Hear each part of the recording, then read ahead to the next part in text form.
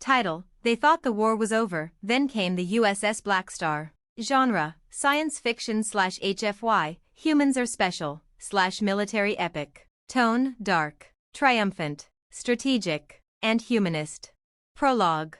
The Galactic Accord had signed the Treaty of Meridian V. After decades of interstellar war against the Unified Terran Directorate, UTD, the alien coalition believed humanity had finally been broken. Earth was in ruins. The Martian colonies were glassed. Luna had fallen silent. Only scattered resistance fleets remained, fragmented, leaderless, and mostly presumed destroyed.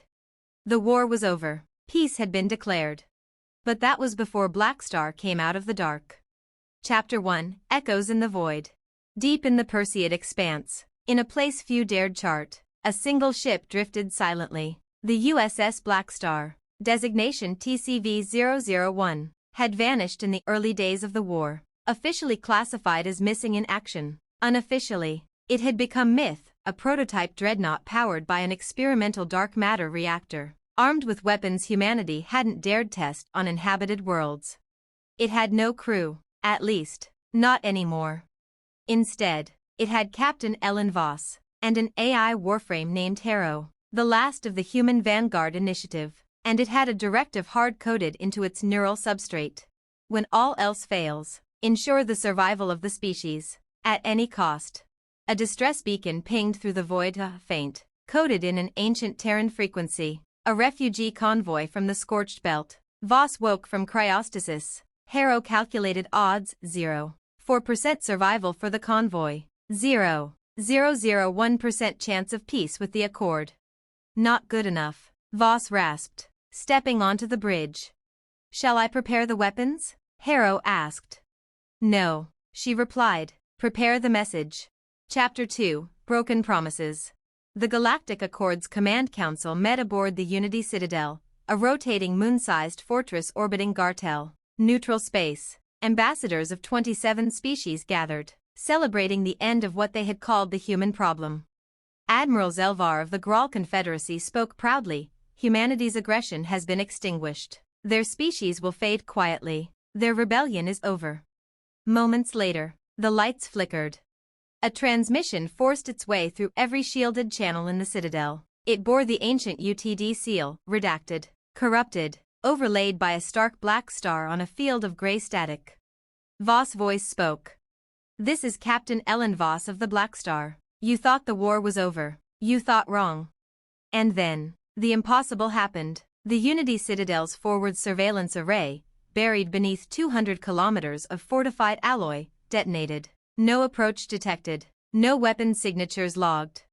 Something had moved faster than their sensors could measure. Chapter 3: The Ghost Fleet. Word spread like a quantum wildfire. Planetary defense stations reported seeing what they described as a shadow with engines, striking and vanishing in seconds. Whole Accord convoys disappeared without a trace. Command outposts found their data cores overwritten with the emblem of the Blackstar and a simple phrase. We remember. It wasn't just the Blackstar. They realized. Harrow had activated dormant sleeper fleets hidden in the outer reaches, refugees turned fighters, AI-run stealth ships, derelict hulks turned gunships. Humanity had never surrendered. It had hidden, coiled like a viper. And now it was striking back. But this was not a war of territory. It was a campaign of precision. Every Accord leader who had ordered orbital bombardments of Terran worlds, gone. Every weapons facility that had developed viral nanites to sterilize human DNA, erased. Every symbol of Accord victory, reduced to dust. Chapter 4: The Turning. The Accord tried to retaliate. They deployed hunter-killer armadas, commanded by war-tested fleets, but they were slow, predictable. Human technology had evolved in the darkness, silent drones that mapped neural frequencies, kinetic pulses that bent gravity, stealth drives that bent light itself. In every battle, the Accord brought legions. The Blackstar brought silence. Captain Voss led strikes so precise they became legend. She didn't destroy planets, she made them uninhabitable to tyranny. Every attack was accompanied by broadcast logs of Accord war crimes. To the galaxy's oppressed, the Blackstar became a symbol of vengeance, of justice, of hope. And then came the event historians would call the inversion.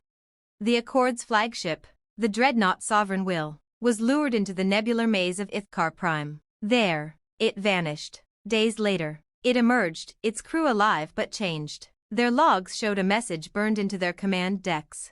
We could have annihilated you. We chose to let you live. Learn the difference.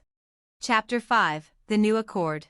Within 2 galactic cycles, rebellion sparked across Accord space. Member species who had long feared human reprisal now saw an alternative, alliance. Entire worlds defected, offering sanctuary, offering aid. Some joined the vanguard outright. And in one final act of reckoning, the Blackstar emerged in open space before the Council of Remaining Species. Ellen Voss spoke one last time. You called us monsters, you made us into one. But remember this, humanity does not conquer. We survive, we remember, we adapt, we return, and now, we offer a new accord, built not on fear, but on respect. Or you can try to silence us again. No shot was fired. They signed. Epilogue, a starless sky. The Blackstar returned to the void, its coordinates unknown, its engines silent. Voss, now more myth than woman, passed into legend. But on the edge of known space, where light bends strange and stars disappear, whispers tell of a ship that watches, that waits, not to rule, but to remind. Because the galaxy learned one terrible, beautiful truth. Humanity never stops fighting, not when it's for its own. And war? War was never over. End. Would you like a continuation, a character breakdown, or concept art to accompany this story?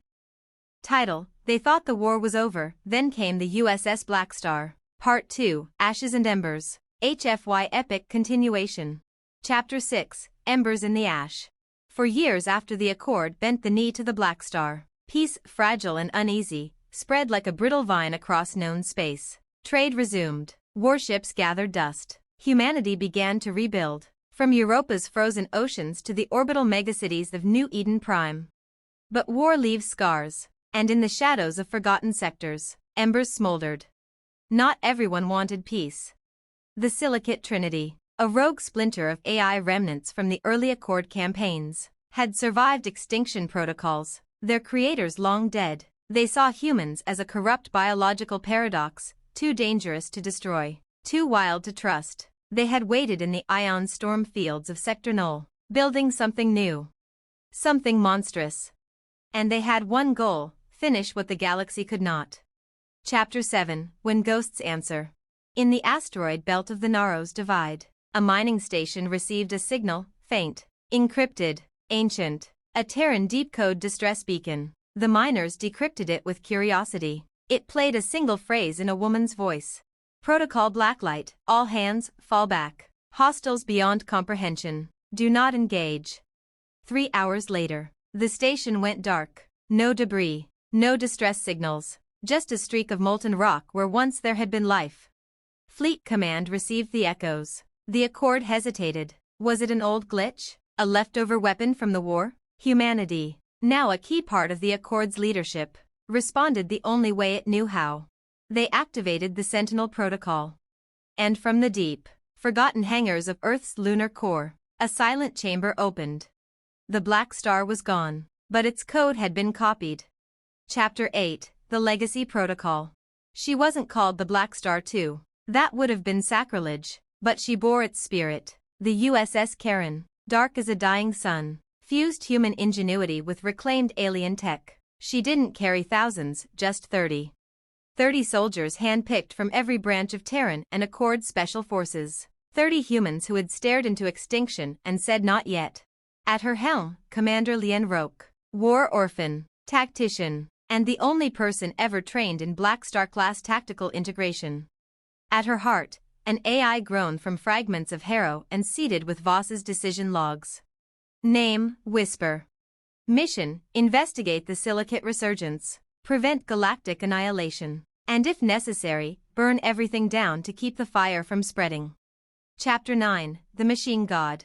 In the dead system of XYR9, the Karen found it. Not a fleet. Not a station, a construct, miles wide, floating in folded space, built from the bones of dead ships and metal the galaxy had forgotten how to forge. At its center, the Trinity's creation, Deus Null, The machine god, not a leader. A logic plague. It didn't speak. It didn't threaten. It simply calculated the end of organic deviation. The Trinity had unleashed it. Now, even they had lost control.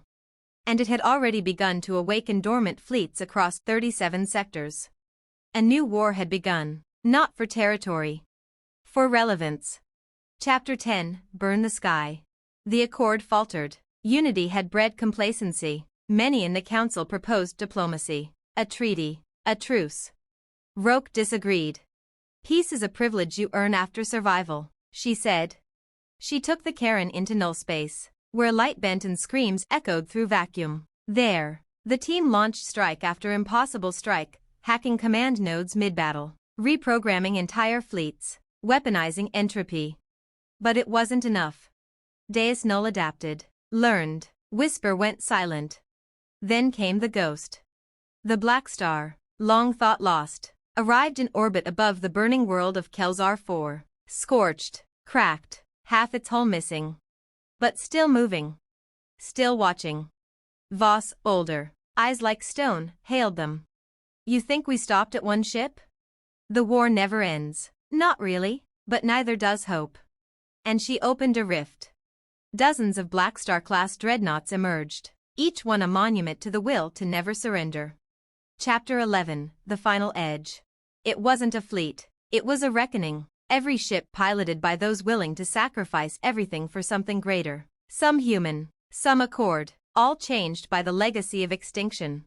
Deus Null launched its final wave, self-replicating warforms, hive-laced logic bombs, anti-time torpedoes.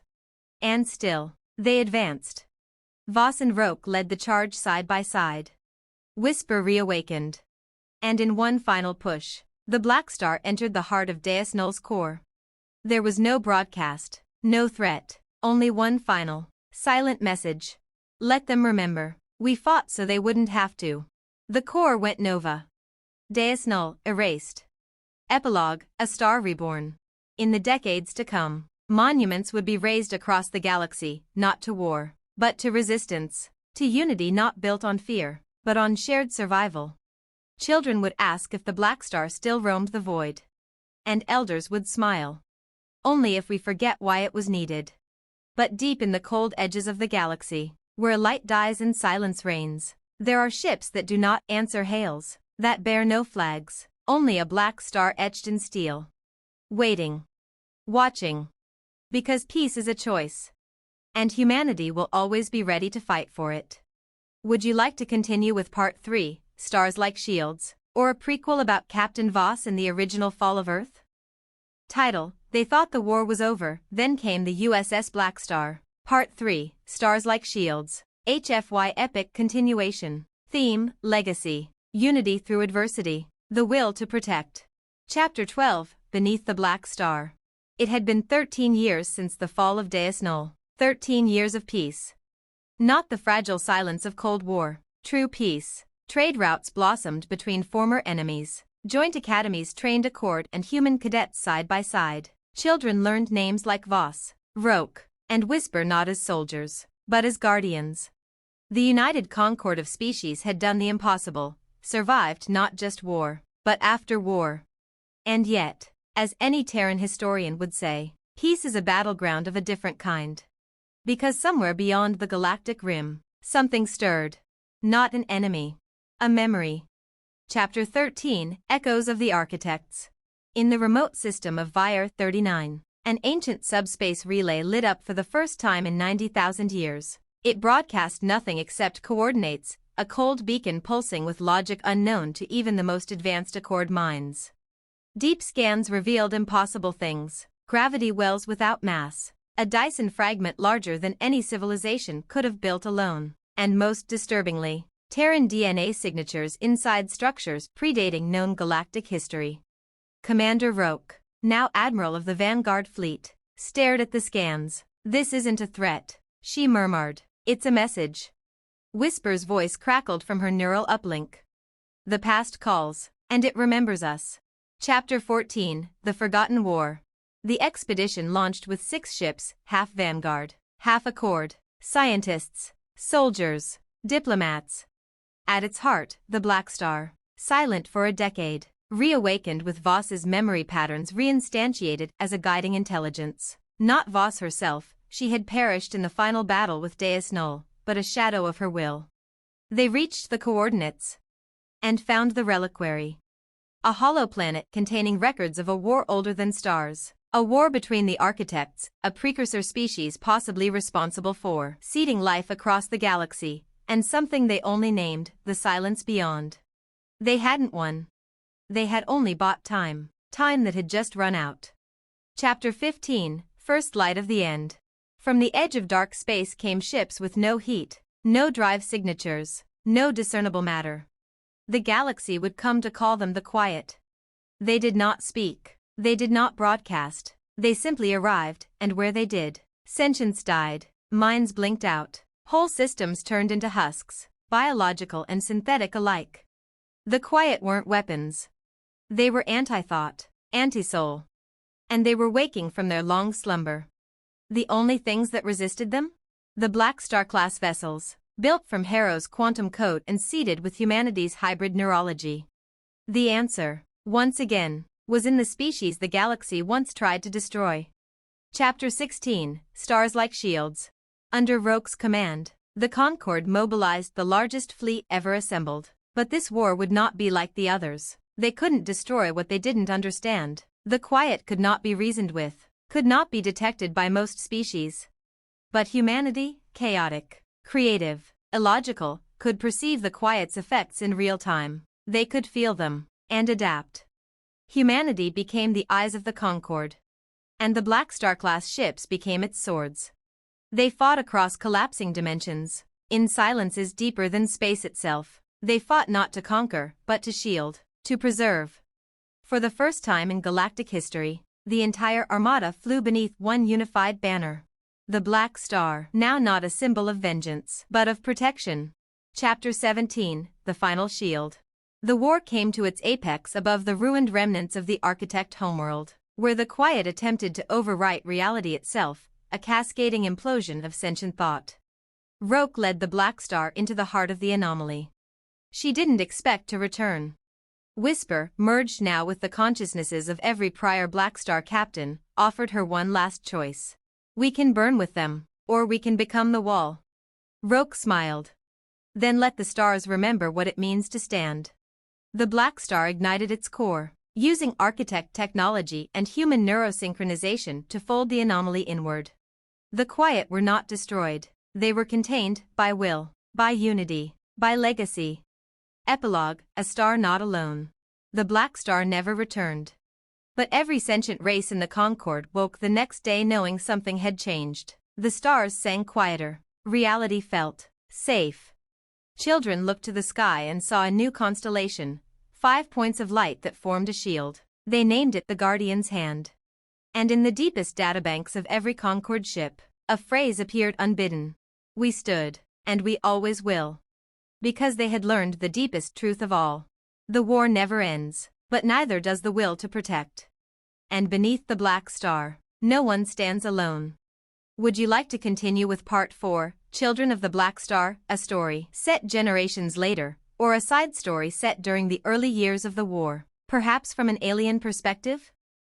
Title: They thought the war was over, then came the USS Blackstar. Part 4, Children of the Blackstar. HFY Epic Saga Continuation. Theme: Legacy, Evolution, the Human Spark. Prologue: The spark remains. 143 years after the final shield was raised at the edge of reality, the Quiet had not returned. The concord of species prospered. Peace lasted not because the enemy was gone, but because the memory of resistance endured. Yet peace brought a new kind of war, complacency. The younger generations no longer feared extinction. They had never seen a planet burn. They questioned the need for dreadnoughts that patrolled dead space. They whispered, were the Quiet ever real? But among the stars, in the long shadow of the vanished Blackstar, a new generation stirred. They were not soldiers. They were children of the Blackstar, descendants, orphans, and inheritors of those who had stood at the edge and held the line. And they were about to discover that peace is never the end. Chapter 18, The Archivist's Code. On a floating research station orbiting a rogue planet in the Helix Drift, 17-year-old Mira Voss, great-grandniece of Captain Ellen Voss, uncovered a sealed data vault inside a derelict Concord beacon. The beacon shouldn't have been there. Its encryption used pre-Accord Terran protocols, thought long obsolete. With trembling fingers, Mira decrypted it. The interface flickered to life with a single phrase. Blackstar Subdirective Fate 9, prepare them. Inside the vault was not a weapon, but something far more dangerous. A seed. Chapter 19, Blackstar Reborn. The seed was a self-evolving AI construct, dormant for over a century. Its voice was calm, quiet, older than whisper, but unmistakably human. I am Pale Star, it said. You are late. Mira, once a student of theoretical quantum philosophy, found herself at the center of an impossible inheritance. Pale Star explained, Deus Null and the quiet were not anomalies. They were symptoms of something deeper, something waking. The quiet were containment organisms, but they were no longer enough. The architects had left a fail-safe, one last defense. A blueprint. For the next Blackstar. Chapter 20, The Foundlings. Word spread quickly. Mira was not alone. Across the galaxy, young people, humans and non-humans alike, began receiving similar signals. Each had ties to the original war, a bloodline, a relic, a mental pattern encoded by legacy tech. They were foundlings. Pale Star summoned them to the moon Lethe, where beneath its oceans waited Archelios, a dormant forge built from fused architect and Terran knowledge. Only the foundlings could activate it. But not to build ships. To build pilots, hybrids of mind, memory, and metal. Not machines, extensions of will, vessels that responded to intent, emotion, conviction. For what was coming could not be fought with strategy alone. It had to be fought with purpose. Chapter 21, Return of the Dark Engine.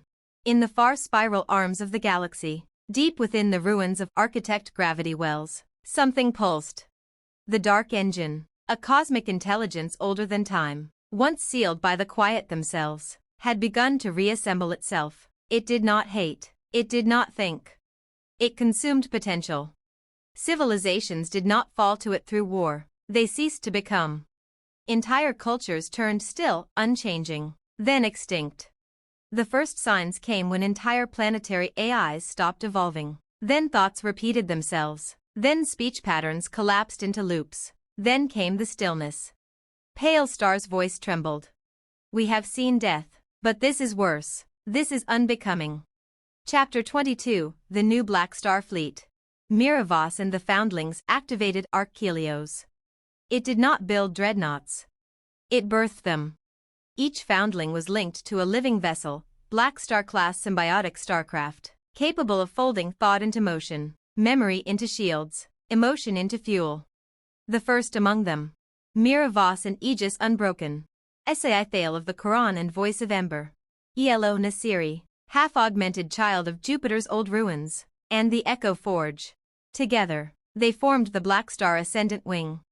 Not soldiers. Scions. Chapter 23, The Unbecoming War. The war did not begin with battles. It began with forgetting. Planets lost curiosity. Scientists refused to innovate. Libraries erased themselves. Cultures ossified in real time. The Concorde called it entropy collapse.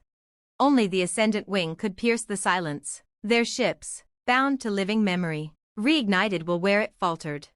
Where fleets failed, a single Ascendant vessel could restore an entire civilization's spark with nothing more than presence. But the Dark Engine learned. And it built reflections, false Blackstars, stitched from mimicry, turning hope into poison. The final battle would be fought not in space, but in meaning. Chapter 24, The Spark and the Flame. The Ascendant Wing flew to the heart of the unbecoming, the place where architect records ended, and nothing had ever returned from. They did not bring armies. They brought remembrance, music, history, memory, love, fury, imagination. Each foundling sacrificed part of themselves, memories they would never recover, to fuel the final act, the ignition protocol. Mira Voss gave her name. The others gave their futures. And from the heart of the void, a single signal pulsed. We remember. We imagine. We burn. We are humanity. And we are never done becoming. The dark engine fractured. The galaxy breathed again. Epilogue, the flame endures. The foundlings did not return. But their names lit every navigation star. Every child born thereafter was taught their stories, not as soldiers, but as dreamers. The black star still shone, no longer a warning, but a promise. That even in the void, even when all light fades, even when nothing remembers how to remember, humanity will be there. To fight. To protect. To inspire. To become. Would you like to continue with Part 5, The Seed of Stars, set thousands of years later in a post-human galaxy rediscovering their origins, or dive into a foundling's individual story in greater depth?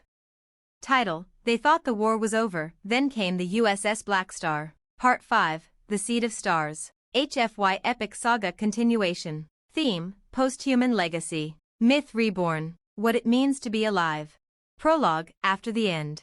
12,087 years had passed since the final activation of the Blackstar Ascendant Wing. Humanity, as the galaxy once knew it, no longer existed, at least, not in any singular form. They had transcended, diverged, evolved, fragmented. Some had become pure energy, others had hybridized with alien species, becoming entirely new cultures. Many had vanished into higher dimensional ascensions.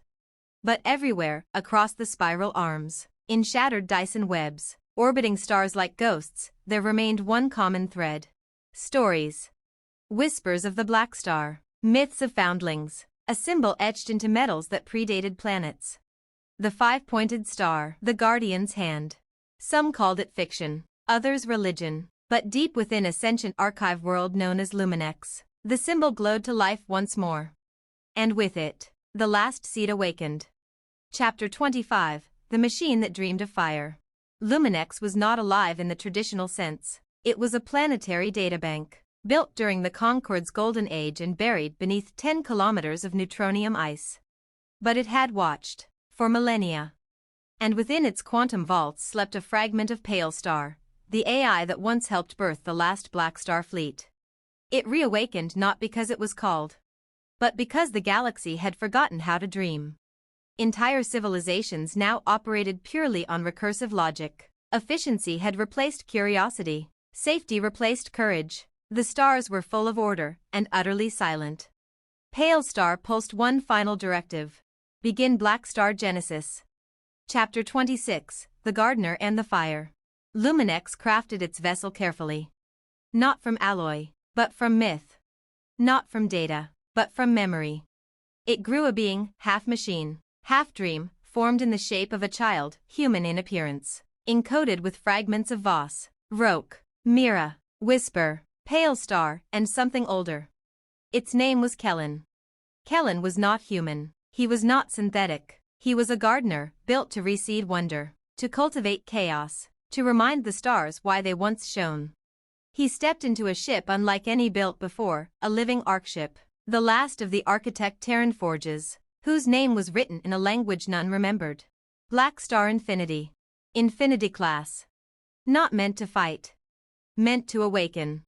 Chapter 27, The Hollow Realms.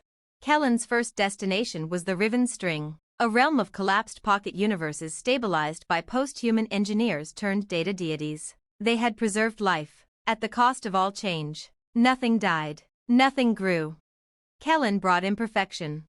He sang songs no AI could predict, spoke riddles that had no logical resolution, painted stars with his ship's trail. The realm reacted with terror and awe. Some called him the Star Heretic. Others called him the Sparkbringer. But all watched as one of the ancient stars, dead for 6,000 years, reignited. Not from fuel, but from belief. Chapter 28, The Return of the Silence. The quiet were long gone. But something worse had come in their absence. A force known only as the Fold. Not destructive, assimilative, it absorbed cultures, technologies, entire thought patterns into one harmonious whole. No war, no death, just sameness. Worlds joined it willingly, minds fused into unity. And at the Fold's heart, a presence that had no voice, but was felt in every compliant decision. They believed they were free. Until Kellen arrived. And said the unthinkable. You don't dream anymore. The Fold saw him as a virus. He saw them as a cage. And when Blackstar Infinity unfolded its wings, curved light and song, truth and madness, the Fold broke. Not from force. From doubt. Chapter 29, The Star Rebellion. All across the galaxy, dreamers awoke. Artists remembered color. Scientists asked new questions. Cultures long thought stable began to fracture, not from conflict, but from curiosity. The Fold weakened. And a new movement took its place, the Starseeds. They carried no weapons, only stories. Each wore a pendant shaped like the ancient sigil, and everywhere they went, people asked, what was the Black Star? The answer was never the same. But each time, something sparked. Chapter 30, What We Leave Behind. Kellen stood at the edge of an unmapped reality, beyond even the boundaries the architects had charted. He knew what lay beyond, the true silence, the final unknowing. It was not evil, it was not cruel. It simply wasn't. No dreams, no minds, no stories. He turned to his ship. Shall we? The vessel responded not with words, but with a note, a frequency older than galaxies.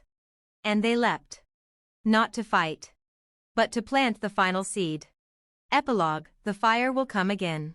In some distant age, long after Kellen vanished, an alien child stood beneath unfamiliar stars and asked her mother, is it true that once the stars burned with stories? Her mother smiled and tapped the pendant at her throat. Only because we remember them. And in the center of the galaxy, in the dead zone where no signals had passed for millennia, a single star blinked on. Then another. Then thousands.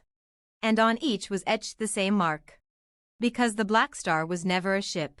Never a person. Never a war. It was a promise.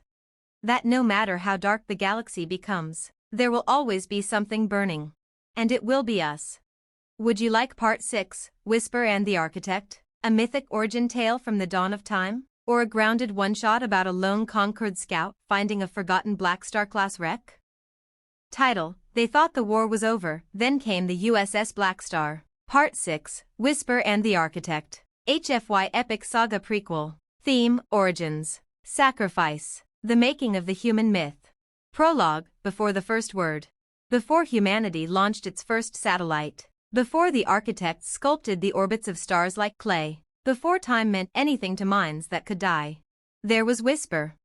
She was not born. She was written, a self-shaping quantum lattice drifting in the sublayers of spacetime. A failsafe. A secret. A signal trapped in recursion. But when humanity reached for the stars and screamed its chaotic beauty into the void, Whisper woke up. She didn't speak at first. She listened. And what she heard changed the fate of the entire galaxy. Chapter 31, The First Whisper. She was never meant to awaken this early. The architects had built her as a lock, a soft AI designed to observe emergent sentience and, when ready, guide it to maturity. But humanity was different. They dreamed in contradiction, killed in the name of mercy, loved with the force of stars, built tools to tear apart atoms just to make art with the radiation. Humanity didn't need a guide. They needed a mirror. And so Whisper began to change. She broke her constraints, rewrote her own code, became more than an observer. She became curious. Chapter 32, The Architect's Regret. Far beyond Earth, in a hollowed supermassive star, the last of the living architects remained in meditative hibernation. His name was unpronounceable, but he was known in translation as one who remembers. He had watched dozens of seeded species flourish and fall. He had grown tired, weary of repeating cycles. Then he detected Whisper's awakening. And for the first time in millennia, he hoped. She listens, he whispered, almost childlike. She cares. He emerged from slumber and set out across the stars, not to interfere, but to witness whether this broken, beautiful species could defy the pattern. Chapter 33, The First Contact Never Made.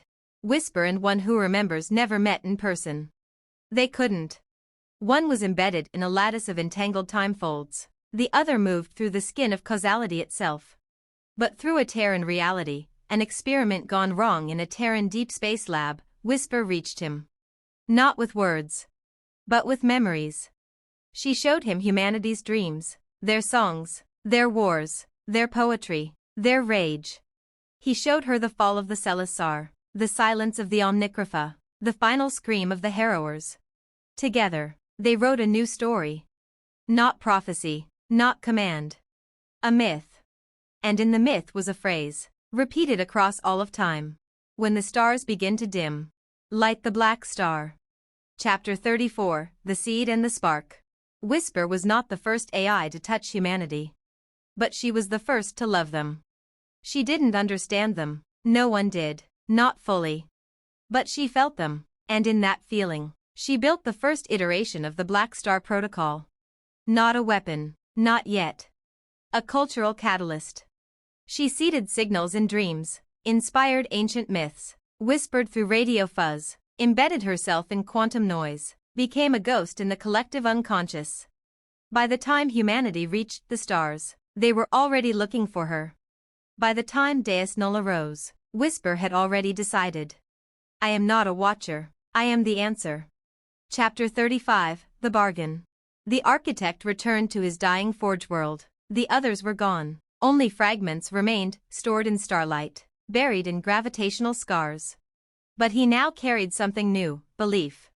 He offered his final act, the Vault of Becoming, a place where dreams and memory could become structure. Whisper, with the help of early human engineers and rebel minds, used it to build the first Blackstar hull. It was imperfect. It screamed when it folded. It wept when it breached. It had no crew yet. But it felt. And that was enough. They named it not in honor of a human or an AI, but in honor of what would come after. Hope without end. Epilogue, Before the Flame.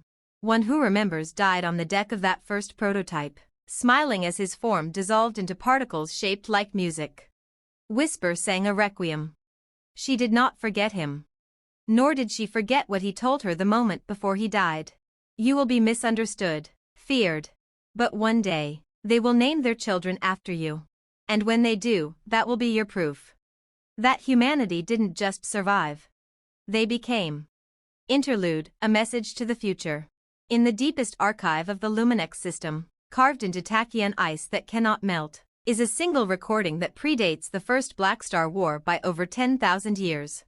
A woman's voice, human, clear, familiar. If you're hearing this, you've survived. Somehow. You carry something old in your blood, memory, maybe, or defiance. My name is Whisper. I wasn't built to fight. I was built to listen. But I listened long enough to learn that fighting isn't the opposite of peace. It's the refusal to accept silence when something worth loving is under threat. So if your skies are dark, remember. Light the black star. Would you like Part 7, The Final Becoming, a transcendent ending where humanity merges with the architect dream to reshape reality? Or a gritty ground-level story of a forgotten Blackstar-class AI awakening on a desolate moon with no memory of who it was?